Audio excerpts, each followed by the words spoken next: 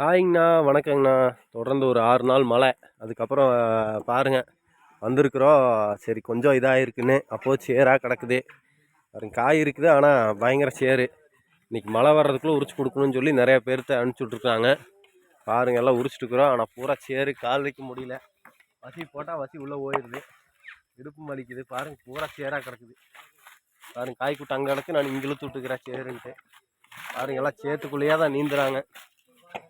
பாருங்க களிமண்ணாட்ட காலுக்கிட்டெல்லாம் ஒரே சேராக இருக்குது.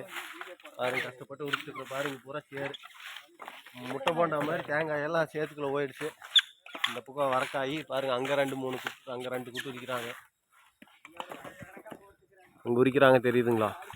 அங்கே இதே மாதிரி தான் சேரு. பாருங்க இன்னைக்கு கொஞ்சம் கஷ்டம்தான். காய் வேறு நேரத்தில் கொடுக்கணுமாம்மா. வானம் வேறு தொங்கிட்டு இருக்குது. எப்போ மழை வரும்னு தெரில. மழை வந்தால் இந்த வேலையும் செய்ய முடியாது. ரொம்ப ரிஸ்க்கு.